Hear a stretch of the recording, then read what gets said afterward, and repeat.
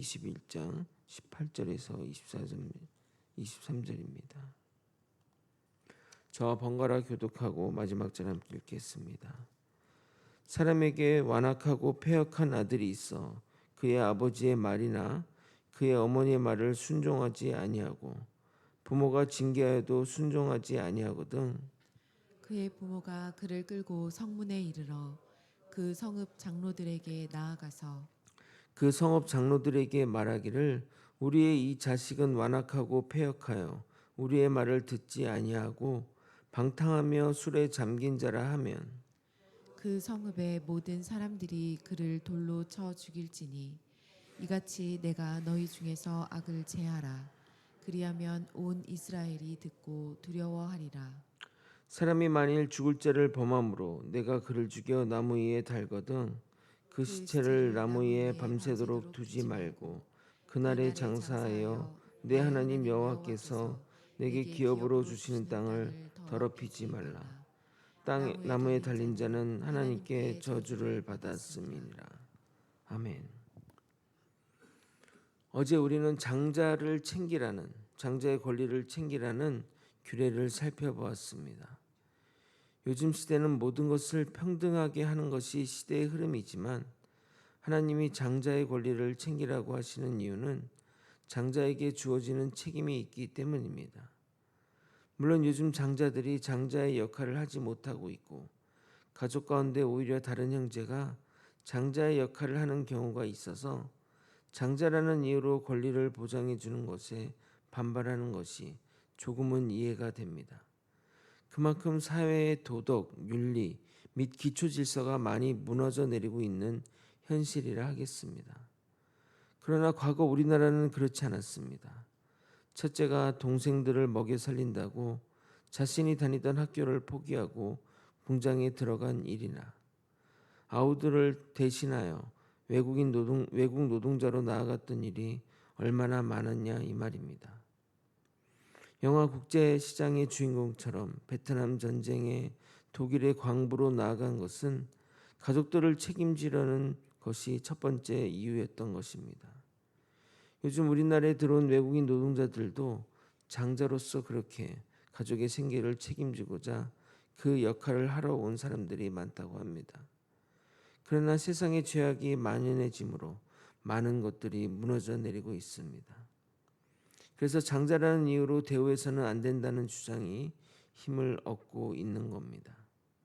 사랑하는 거제 소망교회 성도 여러분, 한번 무너뜨리기가 어렵지 무너지면 바로 세우는데 더 많은 힘이 들어갑니다. 하나님이 장자를 대우하라는 이유는 바로 가정의 질서를 회복하기 위해서입니다. 질서가 무너진 가정의 비극은 우리는 요셉의 집을 통해 확인해 보았습니다. 그럼에도 그 가정이 복되었던 이유는 장손을 무시했기 때문이 아니라 하나님의 은혜 때문입니다. 하나님이 우리에게 규례를 주신 이유는 다 뜻이 있으니 잘 헤아려 지키도록 노력해야 할 것입니다. 오늘은 불효자를 어떻게 처벌해야 할지에 대한 규례와 아주 중요한 나무에 달린 시체를 어떻게 처리해야 할지에 대한 규례를 살펴보겠습니다. 이 규례를 주시는 의미와 그 가운데 주시는 영적 깨달음을 나누도록 하겠습니다. 짧은 본문 안에 많은 내용이 담겨 있으니 잘 들어주시기 바랍니다. 먼저 불효하는 아들에 대한 묘사가 완악하고 패역한 아들이라고 말하고 있습니다. 18절을 여러분이 한번 읽어보겠습니다. 시작. 사람에게 완악하고 패역한 아들이 있어 그의 아버지의 말이나 그 어머니의 말을 순종하지 아니하고 부모가 징계하여도 순종하지 아니하거든. 이 불효한 자식에 쓰인 완악하고 패역한 단어의 사용처를 보게 되면 주로 이스라엘 백성이 하나님께 대항하는 상황 가운데 쓰인 단어들입니다. 즉 부모에게 반항한다는 것은 하나님을 향한 반항을 의미하는 것입니다. 왜냐하면 하나님은 우리에게 하나님의 나라의 기초로 가정을 주셨기 때문입니다. 그래서 과거에 말씀드린 대로 사단의 공격 목표는 항상 가정입니다. 가정을 무너뜨리는 것이 하나님 나라의 기초를 무너뜨리는 것이기에 우리는 그것들에 대해 강력하게 대적해야 합니다. 대표적으로 간음과 성적인 범죄, 동성애 등등 모든 것이 가정의 평화와 안정을 무너뜨립니다.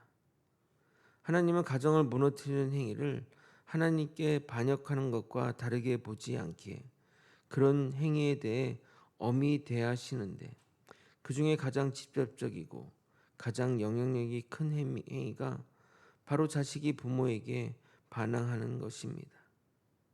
십계명 가운데 인간 사이의 규례 첫 번째로 부모에게 공경하라고 말씀하신 이유가 그만큼 가정의 질서를 중요하게 여기기 때문입니다. 그런데 이어지는 상황이 우리를 당황스럽게 만듭니다.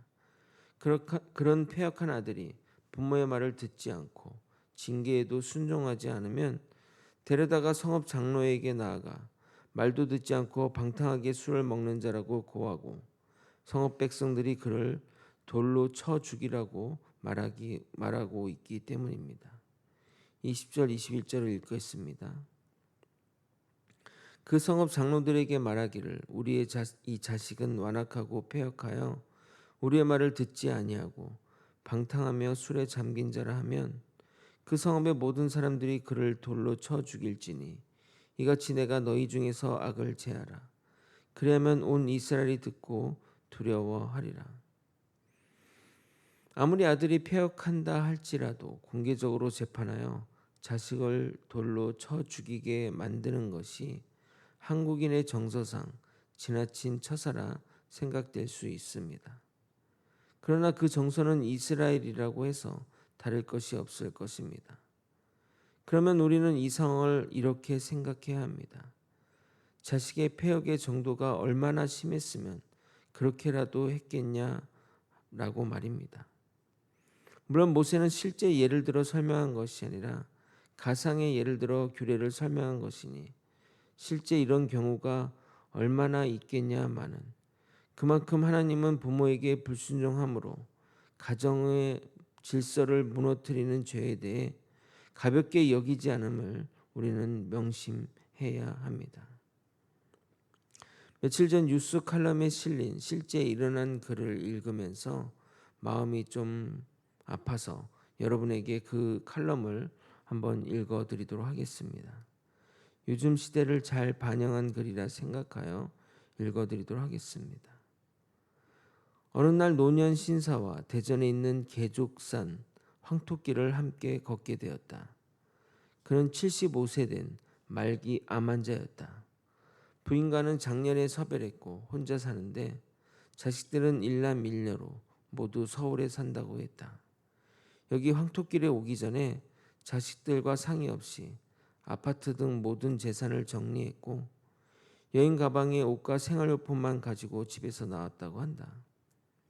이제 남은 것은 인근에 있는 보리밥집에 맡겨둔 여행용 가방과 통장, 체크카드뿐이라고 했다. 여기서 내려가면 미리 예약한 요양병원에 입실하면 된다고 했다. 함께 내려오면서 길손이 되어 많은 이야기를 나눴다. 예전 젊은 시절에 서울 유명대학을 졸업하고 행정고시 합격 후 서울시의 첫 공직생활을 한 뒤 총무처 청와대에서 근무했다고 한다. 앞뒤 안 보고 열심히 일해서 차관보까지 승진해 잘 지내다 퇴직할 무렵 건강이 악화되어 병원 생활을 했다고 한다. 부인이 병간 후 몇 년간을 하다가 갑자기 쓰러져 먼저 하늘나라로 떠났다고 한다. 부인이 죽고 나서 혼자 병원 통원 치료와 입원을 몇 년간 반복했다고 한다. 병원에 입원하면 자식만 왔다 가고 며느리는 잘 오지 않았다고 한다. 딸은 가끔 병원에 오면 시어머니가 아파서 병간 후에 너무 힘들다고 투덜거렸다고 한다. 병원서 퇴원 후 잠시 딸 집에 들렀더니 손주들이 할아버지한테서 냄새가 난다고 잘 오지 않았다고 했다. 이런 분위기이다 보니 조금 앉아 있다가 약속 있어 간다고 하고 황급히 나왔다고 한다. 인근에 사는 아들 집에도 들러서 초인종을 누르니 며느리가 아이고 아버님 연락도 안 하시고 이렇게 불쑥 찾아오시면 어떡하냐며 문전박대를 받았단다. 아들에게는 집에 잠시 들린다고 말하니 아들은 퇴근길에 아버지 아파트로 들릴 테니 아파트에 가 계시라고 퉁명스럽게 말했다고 한다. 뒤돌아서며 그냥 하염없이 눈물만 나왔다고 한다. 병들고 늙어서 자식들에게 피해를 주면 안 되겠다는 생각이 들었다고 했다. 그래서 그 뒤로 정처 없이 전국을 떠돌아다녔다고 한다. 여행 경비는 매달 나오는 연금과 아파트 팔고 재산 정리하면 몇십억이 되니 걱정은 없다고 생각하여 대학 시절 연애했던 경포대 속초동을 다니며 많은 눈물을 흘렸다고 했다. 여행 중 배가 너무 아파 병원에 다시 찾아가니 대장암 말기라고 했다. 황토길을 걸으면 좋다고 하여 여기를 왔는데 오랜만에 대화를 할 수 있는 길손을 만나서 즐겁다고 했다. 꼭 점심을 대접하고 싶다고 몇 번을 사정하기에 신탄진 부근 부추 칼국수 식당에 갔다. 대장암임이지만 칼국수가 너무 먹고 싶었다고 했다. 식사하고 요양원에 입실한다 하여 보리밥집에 맡겨놓은 짐을 찾아 내 캠핑카로 이동해서 한참을 캠핑카 생활에 대해 이야기를 했다. 같은 공직생활 동지라 생각하고 자주 황토길에서 만나 서로 의지하며 운동하기로 약속하고 연락처를 주고받았다. 이후 계족산 황토길을 오게 되면 미리 연락해서 요양원에 들러 허락을 받고 캠핑카로 오셔서 함께 황토길을 걷게 되었다. 어느 날 함께 황토길을 내려오는데 저 멀리서 아버지하고 부르는 소리가 들렸다. 아들이 찾아온 것이다. 서로 한참을 얘기하더니 아들 차로 요양원에 들어갈 테니 고맙다고 인사하고 서로 헤어졌다. 며칠 있다가 요양원에 전화하니 잘 계셨는데 아들과 딸, 가족을 만나고 나서 건강이 많이 악화되었다고 했다. 그 다음날 요양원에 직접 방문했더니 면회사절이라고 한다. 여자 원장님에게 부탁하여 황토길 김 과장이 왔다고 한 번만 말해달라고 했다. 잠시 후 내려오시는데 건강이 많이 악화되었다고 하시면서 자식들이 찾아와서 몰래 재산 처분한 것에 대한 것만 다투고 상경했다고 한다. 잘 모르는 길손이지만 나도 너무 화가 났다. 내가 죽거든 자식에게 알리지 말고 요양원에서 화장하여 계족산 깊은 곳에 뿌려달라고 했다고 한다.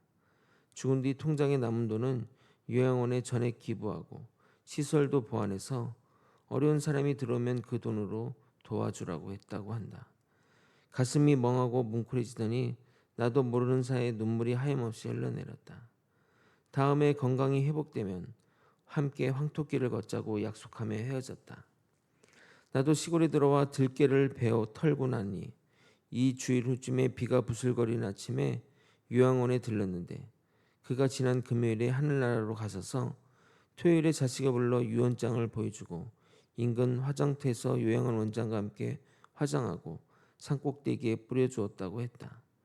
공직에서 차관보까지 승진했으니 일단은 성공한 사람인데 주변에 사람이 없다는 생각이 들었다. 난 길손이었지만 같은 공직 동지로서 서로 재미있게 대화했었는데 세상사 벼슬에 관계없이 인생 무상을 생각하며 빗속에서 눈물을 한참 흘렸다. 왜 하필 그대 떠나는 날에 비가 오는가. 이 글을 읽으며 요즘은 자녀의 불순종이 가정을 파괴하는 것이 아니라 물질 만능주의가 우리의 가정을 파괴한다는 생각이 들었습니다. 이스라엘은 크나큰 죄를 지으면 죽은 자의 재상을 알리고 죄에 대한 경각심을 일깨우기 위해 나무에 다는 처형 방법을 행했다고 합니다. 22절, 23절을 여러분이 한번 읽어보도록 하겠습니다. 읽겠습니다. 시작. 사람이 만일 죽을 죄를 범함으로 내가 그를 죽여 나무 위에 달거든 그 시체를 나무 위에 밤새도록 두지 말고 그날에 장사하여 내 하나님 여호와께서 내게 기업으로 주시는 땅을 더럽히지 말라. 나무에 달린 자는 하나님께 저주를 받았음이니라. 나무에 시체를 단다는 것은 그만큼 죄가 중하다는 의미인데 이러한 죄는 끔찍한 범죄를 저지른 자나 신성 모독의 죄일 경우가 많습니다. 그래서 나무에 달린 자를 보면 사람들은 하나님께 저주를 받았구나 라고 말한다는 겁니다. 여기에 중요한 내용이 담겨 있습니다. 왜 그토록 예수를 십자가에 달고자 했던 것인지 알 수 있는 대목입니다. 유대인들의 법으로도 예수를 처형할 수도 있었습니다. 헤롯 안디바가 세례 요한을 처형한 것처럼 로마는 왕에게 그들 백성에게 한해 처형의 권한을 주었습니다. 그러나 십자가형과 같은 공개적인 처형 방식은 로마 총독의 허락을 받아야만 합니다. 사회의 불안을 조장하거나 위협하는 행위는 철저히 단속했기 때문입니다. 그래서 종교 지도자들은 예수를 십자가형에 달리게 하려고 그렇게 빌라도에게 나아가 탄원을 했던 것입니다. 그래야 하나님의 저주를 받은 자라는 칭호를 받기 때문입니다. 생각해 보십시오. 하나님의 아들이 하나님의 저주를 받는다면 그 자체가 말이 안 되기 때문입니다. 하나님의 아들이라며 그런데 하나님의 저주를 받아 죽는 게 말이 되냐? 말이 안 되지. 그가 하나님의 아들이 아니거나 하나님의 말씀이 잘못된 것이거나, 안 그래? 그들의 음모에는 이러한 놀라운 사실이 담겨 있는 것입니다. 말씀을 정리하겠습니다. 하나님은 가정의 질서를 매우 중요하게 여깁니다. 그래서 가정의 질서를 파괴하는 행위에 대해 엄히 다스리는 겁니다. 물론 부모가 자식을 고발한다는 것이 정서상 불편한 내용이지만 그만큼 하나님이 가정을 중요하게 여긴다는 것, 가정의 질서가 파괴되는 것을 그렇게 심각하게 여긴다는 것을 명심하셔야 합니다. 부모가 자식을 고발할 정도이면 정말 막장이라고 보면 될 것 같습니다. 하나님의 저주를 받을 정도로 죄를 지은 자는 나무에 달아 죽게 하는데 그 저주가 얼마나 심각하면 밤새 나무 위에 두지 말라고 하실 정도입니다. 나무에 두지 말라는 이유가 그 사람을 존중해서가 아니라 땅을 더럽히지 않기 위해서라고 하니 그 죄악이 얼마나 극악한지 알 수 있습니다. 예수님이 나무에 달려 죽었다는 것은 예수님이 짊어진 죄가 얼마나 심각한 죄임을 나타내는 것입니다. 즉 우리의 죄악이 그만큼 하나님의 저주를 받을 만큼 그만큼 악한 죄라는 겁니다. 예수님은 우리의 죄를 대신하여 나무에 달려 죽으셨기 때문입니다. 그러므로 우리 인간의 죄는 용서받기 힘든 하나님께 저주를 받은 죄임을 보여주고 있습니다.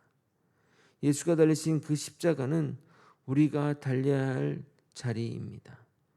우리 모두 주의 십자가를 묵상하며 예수님이 감당하신 주의 사랑을 생각하는 우리 모두가 되길 예수 그리스도 이름으로 축원드립니다.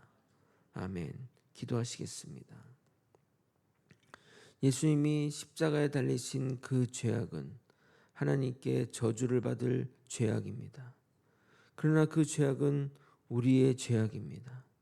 우리의 죄악이 하나님께 저주를 받을 죄라는 이 사실을 명심하게 깨닫고 우리를 대신하여 죽으신 예수 그리스도의 사랑을 생각하며 항상 살아가는 우리 모두가 되게 하여 주시옵소서. 이 모든 것 우리 주 되신 예수 그리스도 이름으로 기도드리옵나이다. 아멘.